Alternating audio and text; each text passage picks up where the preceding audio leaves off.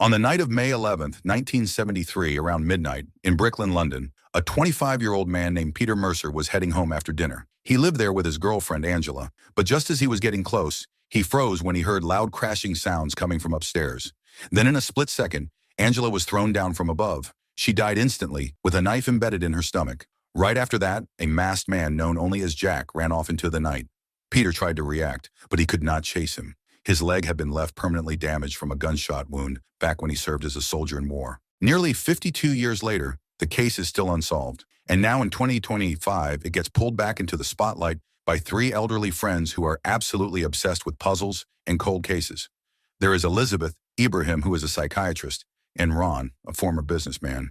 All three of them live at a senior community called Cooper Chase. Cooper Chase is not a typical nursing home. Most residents are still independent, and they choose to live there to enjoy a comfortable life alongside other seniors. According to the police report, nothing was stolen from Peter and Angela's home. Peter also claimed that Angela died shortly after the fall. Ron finds that hard to swallow. In his mind, Peter was an ex-soldier, which means he should have known basic first aid, at least enough to keep Angela alive until help arrived. Ibrahim has another concern. Peter was the only person who supposedly saw Jack, which makes Peter the key witness and also a possible suspect. If Peter lied about anything, the entire case could have been built on sand. Yet after questioning, the police released Peter, and after that, his trail basically vanished. Elizabeth wants a clearer medical understanding of Angela's death, so she suggests bringing in someone with real clinical experience. Around the same time, a former nurse named Joyce has just moved into Cooper Chase. She arrives with her daughter Susan and gives her a tour of the facility. When Susan later steps into the puzzle room where Elizabeth and the others meet, she is shocked to see crime scene photos on the table. Joyce, on the other hand, barely reacts. For her, it is sadly familiar territory. After the visit, Susan encourages her mother to live closer to home, but Joyce refuses. She wants to stay at Cooper Chase, stay active, and spend her time doing something meaningful with people her own age. And once Susan leaves, Elizabeth puts the pieces together. Joyce is clearly someone with a medical background, and that is exactly what they need. So Elizabeth invites Joyce to join their little investigation group. This is the Thursday Murder Club. Meanwhile, trouble is brewing inside Cooper Chase itself. One of the owners, Ian, is rumored to be going through a divorce after getting caught cheating, and his wife is demanding expensive assets like cars and apartments.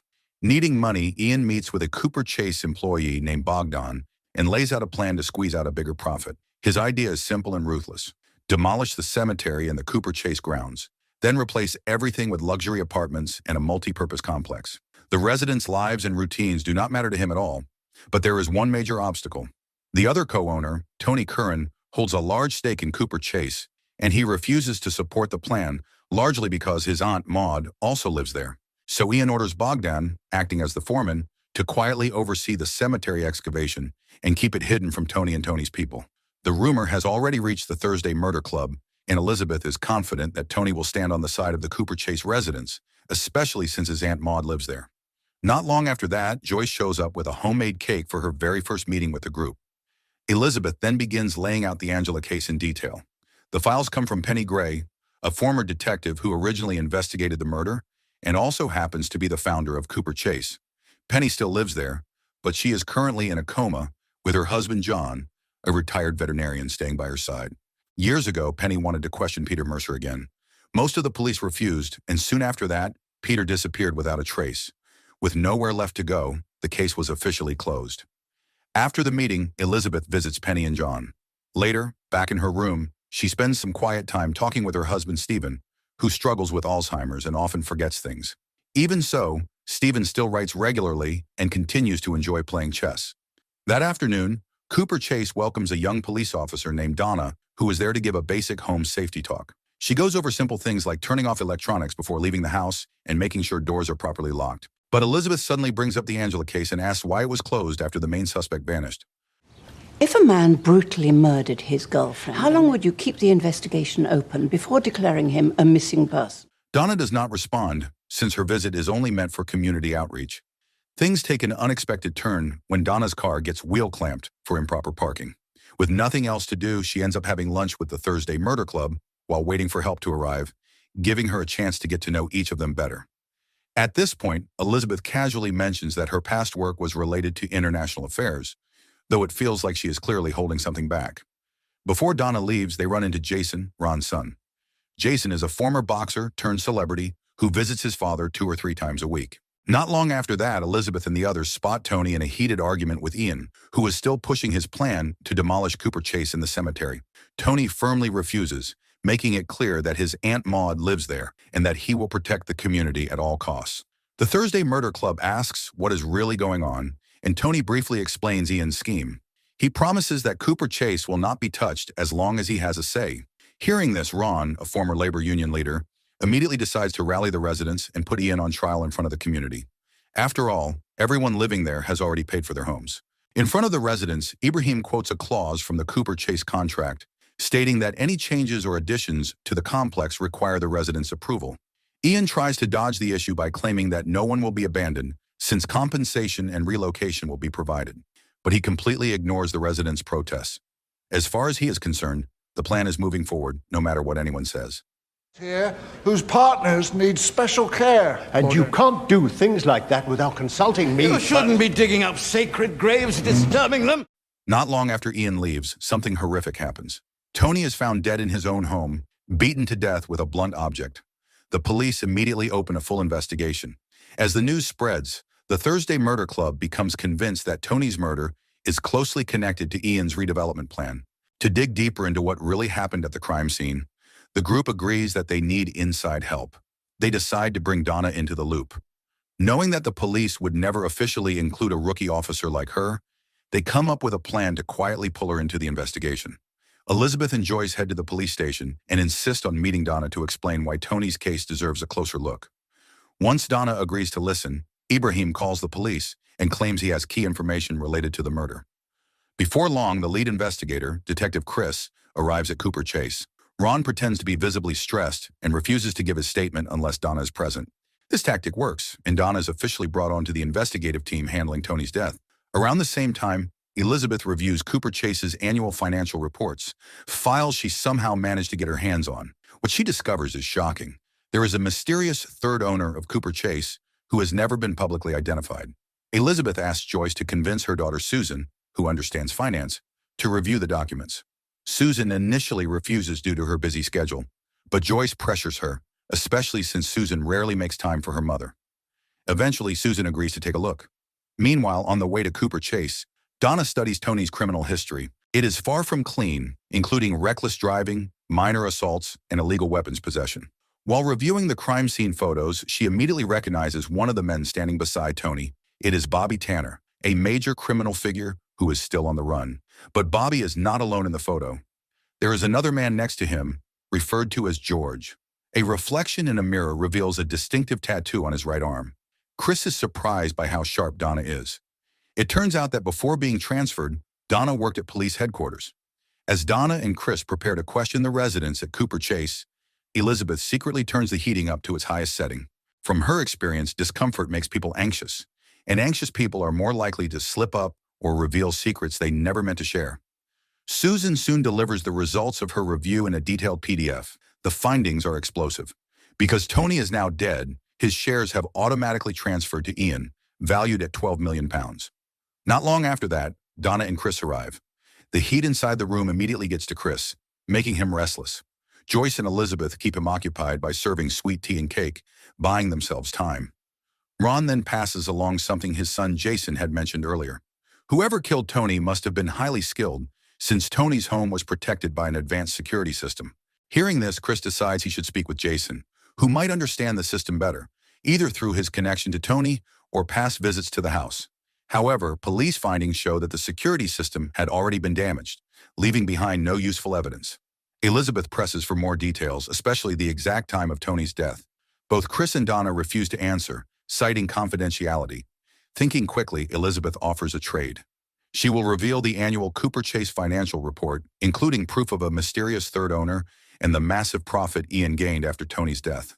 But she wants one thing in return: the time of death.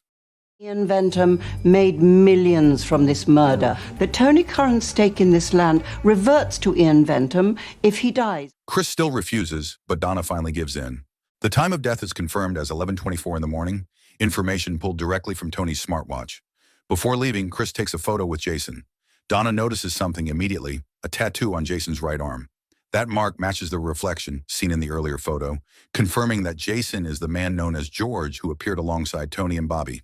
After that, Chris looks into whether Jason knows anything about Tony and Ian. Jason claims he barely knew either of them, though he admits they both had plenty of enemies. Donna senses something off. Jason appears extremely uncomfortable and leaves in a hurry. Not long after, Elizabeth visits Maud and notices a bouquet of flowers sent by one of Tony's close friends, signed only with the initials BT. The meaning is clear. On the way back, Donna explains to Chris that Jason was the third man in the photo. Tony's records also show that Jason had previously worked for both Tony and Ian. Chris agrees that Jason needs to be watched closely, especially after his suspicious behavior. They then head to Ian's home. When shown the photo, Ian immediately recognizes the man beside Tony as Bobby. However, he insists that as far as he knew, Bobby had been dead for years, having vanished without a trace. Ian also confirms that Bobby was the third owner of Cooper Chase. In the past, Tony had brought Bobby in to inject fresh capital so the project could be completed faster. When questioned about whether he ordered Jason to kill Tony or benefited from the 12 million pounds, Ian denies everything. He insists he had no role in the murder and no connection to Jason at all. Meanwhile, Ibrahim carefully calculates the timeline between the moment Ian left Cooper Chase and the time Tony was killed. His conclusion is clear. After finishing the confrontation with the protesting residents, there is no possible way Ian could have reached Tony's house before 11:24 in the morning. Elizabeth immediately passes this information to Donna, who then reports it to Chris. It turns out the Thursday Murder Club is right, because the police reached the same conclusion. Still, that does not fully clear Ian. If he was involved, he could have hired someone else to do the killing. Later that night, as Elizabeth walks toward Penny's room, which is located far from the cemetery, Donna calls her with an update. She explains that the crime scene photo shows Tony standing with Bobby Tanner and Jason. Donna asks Elizabeth to help find out where Bobby is now. But before anything can move forward, Elizabeth notices a mysterious man in a black hat following her. He warns her not to interfere with the dead. After that unsettling moment, Elizabeth meets with John. She updates him on the progress of Tony's case and invites him to join the residents in protesting the planned demolition of the cemetery. On the day of the protest, nearly all Cooper Chase residents gather at the cemetery gates, including Jason. Not long after, Ian and Bogdan arrive with two heavy machines ready to dig. When the entrance is blocked by the crowd, Ian makes a reckless decision and orders Bogdan to start digging quietly from the back using a shovel. As soon as Elizabeth sees Bogdan digging, she approaches him and tries to extract information about Tony's murder. She starts casually, talking about Bogdan's mother to make him feel at ease, almost like a friendly chat. When the question finally turns serious, Bogdan insists that Ian never ordered him to kill Tony. He claims that even if such an order had been given, he would have refused. At the same time, chaos erupts. Ian suddenly collapses and dies on the spot. Hands off me! Stop it! He's dead. Elizabeth is convinced this is no accident. She believes Ian was murdered during the confusion of the protest, likely through an injection. An autopsy later confirms that Ian died from a fentanyl overdose administered shortly before his death. Joyce explains that fentanyl is a powerful anesthetic and that overdosing on it can easily be fatal. After that, Elizabeth updates the group on Tony's case, including the existence of a photo showing Tony with Bobby. To spare Ron's feelings, she avoids mentioning that Jason also appears in the picture. Elizabeth then brings up Ian's will. According to the document, the Cooper Chase development project is set to continue even after Ian's death. That leaves only one possible way to save the community. They must find the final owner of Cooper Chase, Bobby Tanner, whether he is still alive or already dead. When Elizabeth returns to her room, she is shocked to find Bogdan there, calmly chatting with Stephen. Bogdan explains that he came because he wants to show Elizabeth something at the cemetery later that night. There is only one condition: Elizabeth must come alone. Elsewhere, Donna and Chris track down Jason at his ice skating training facility and question him about his possible involvement in Tony's murder. Jason claims that he was at the gym with a friend at the time Tony was killed. Donna then raises another issue.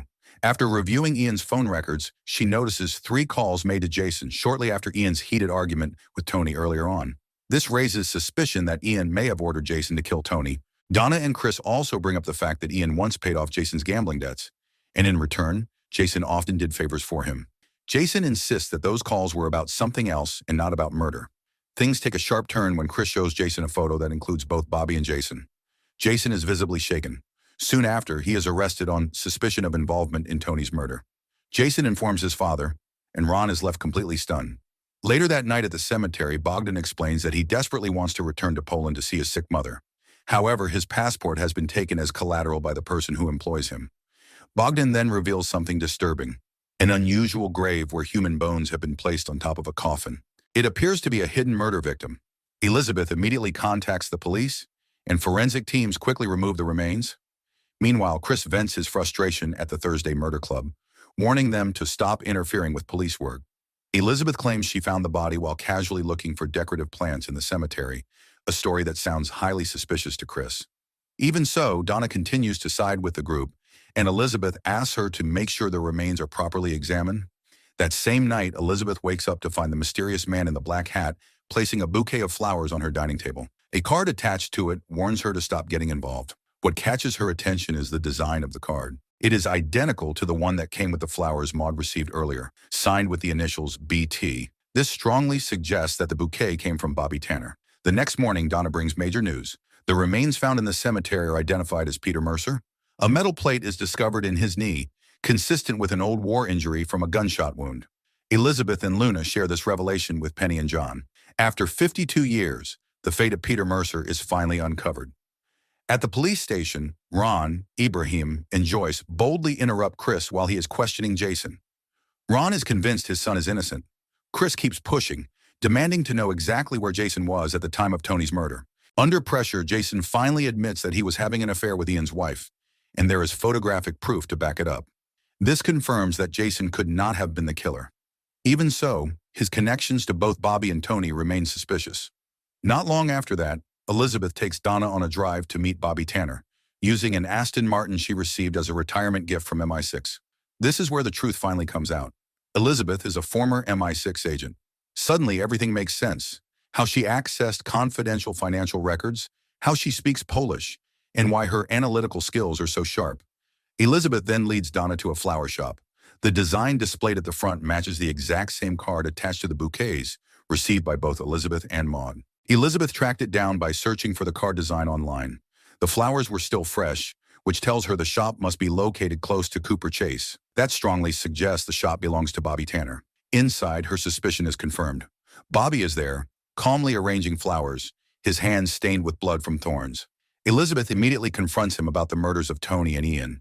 At the very same time, Bogdan is playing chess with Stephen in Stephen's room. Stephen explains that he has been paying close attention to how Elizabeth talks about Tony's case. Growing suspicious, Stephen asks Bogdan directly whether he killed Tony Curran. Bogdan finally confesses. He says it was never planned. He only went to Tony's house to retrieve his passport, which Tony had been withholding, so Bogdan could return to Poland and visit his sick mother. Moments later, Stephen forgets the entire conversation due to his Alzheimer's. Realizing there is now no witness, Bogdan considers killing Stephen to erase any risk. His plan is to slip a dangerously high dose of sleeping pills into Stephen's tea. Meanwhile, Bobby insists that he was not the mastermind behind Tony's murder. As the sole remaining owner, his intention is to sell Cooper Chase. Elizabeth asks Donna to step outside so she can speak privately with Bobby. Shortly after, a man wearing a hat appears and hands over 3 passports belonging to newly recruited workers. It is the same man who followed Elizabeth at the cemetery and left the threatening bouquet. This confirms that Bobby was the one intimidating Elizabeth from a distance, warning her not to interfere in Cooper Chase's affairs.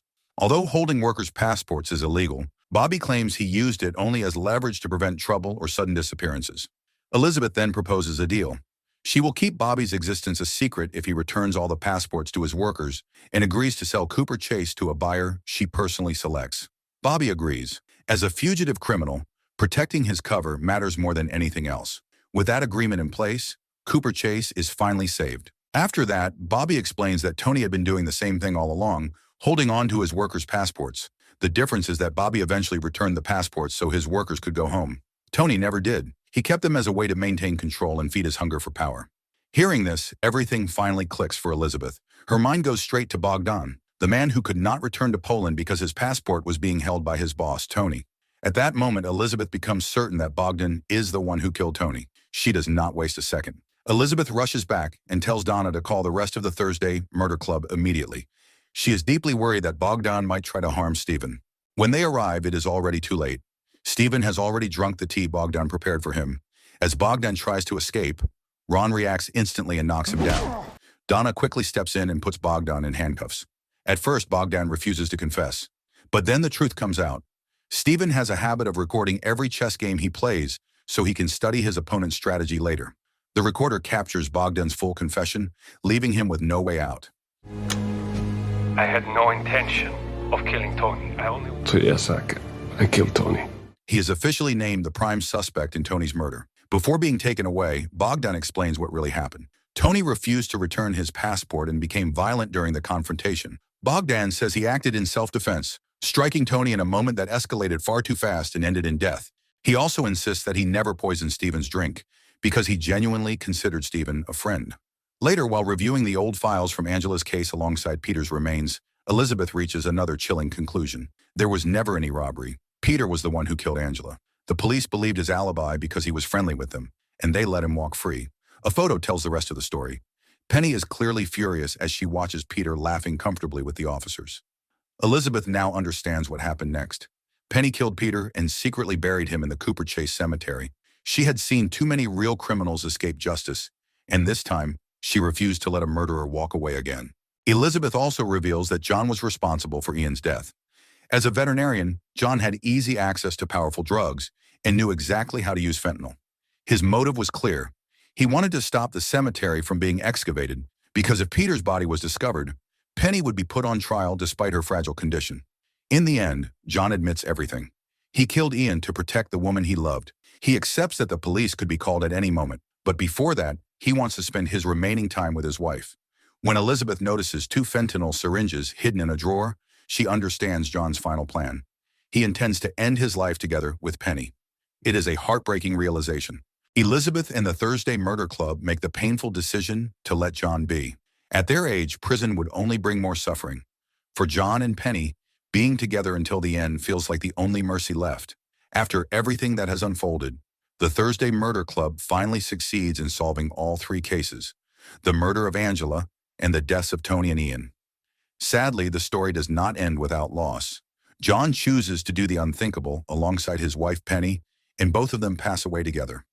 A funeral is held attended by the residents of Cooper Chase, along with Jason, Donna, Chris, and Susan.